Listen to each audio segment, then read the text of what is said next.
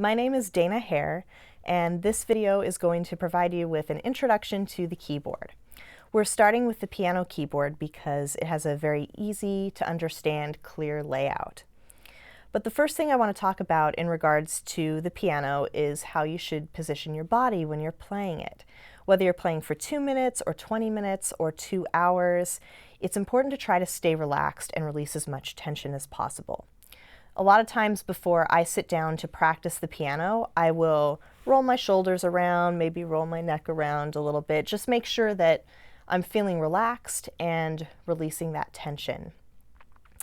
The other thing that you want to pay close attention to when you're playing the piano is the position of your wrists and your fingers. So if I put my hand up on the keyboard, basically I want my hand to be in a fairly neutral position most of the time. So whatever position my hand would normally fall into when I'm relaxing it, that's how I want to be on the keys. So my fingers are slightly bent, there's a little bit of lift under my palm, but my wrist is straight. And overall, that's the position that you want to have the least tension possible when you're playing. As I play, one other thing to remember is to not let my wrists drop. This can definitely lead to some discomfort, especially if you're playing for a long period of time. So keep those things in mind as you play the piano. When we look at the piano keyboard, the first thing that we notice is that there are black keys and there are white keys. And the piano keyboard is organized according to that pattern. We have the white keys that are wider and flatter, and then we have the black keys that are narrower and a little bit raised.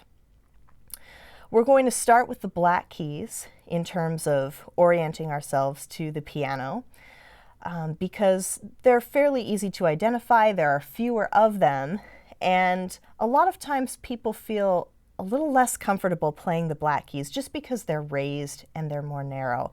But if you are careful in how you place your fingers, it shouldn't be a problem.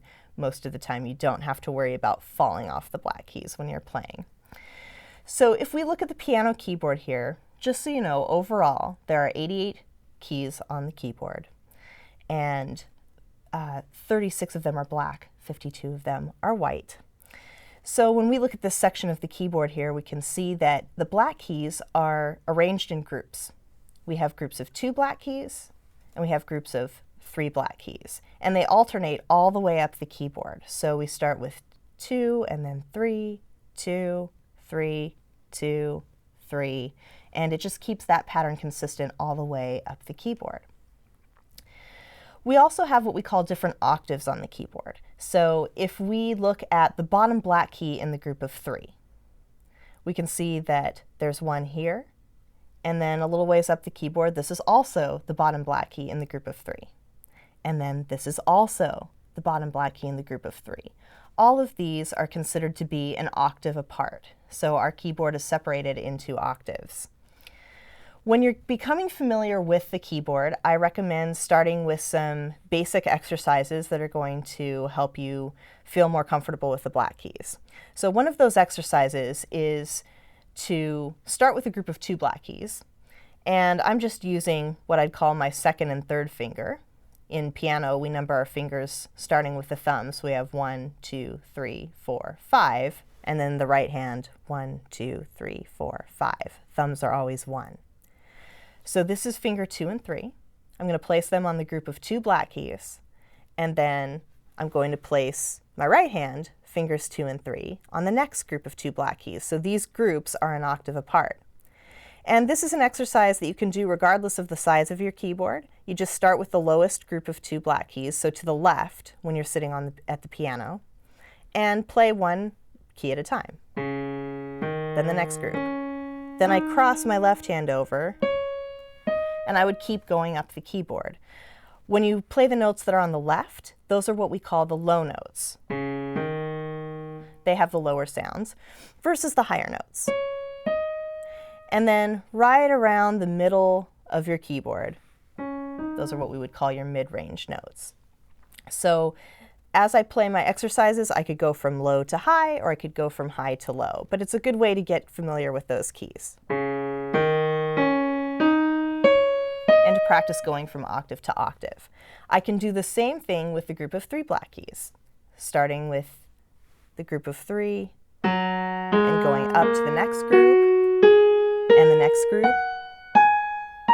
trying to keep a steady pace as I play. Again, this is just getting you used to how the keyboard is organized and also just how you play on the black keys that are a little bit raised.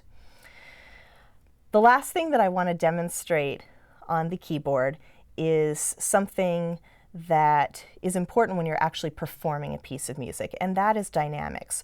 Earlier in the learning module, you learned about articulation, staccato and legato, so we won't go over that, but dynamics are important on the keyboard, and dynamics are basically how loud or soft you play a note. And a great exercise that I like to do to familiarize myself with the different dynamic levels, especially since every keyboard and piano is a little bit different, is to just choose a key, could be any key, and to play as softly as I can, and I usually will pick 8 levels. So you can start with the lowest level, and then try to increase your volume little by little until you reach the 8th level. So here's an example.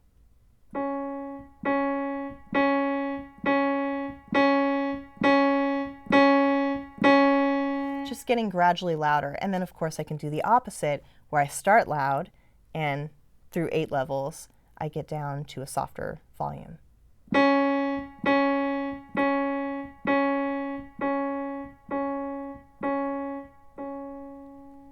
It takes a lot of control to be able to do that in a very consistent and smooth manner, but it's definitely worth experimenting on your instrument or any particular keyboard that you happen to play.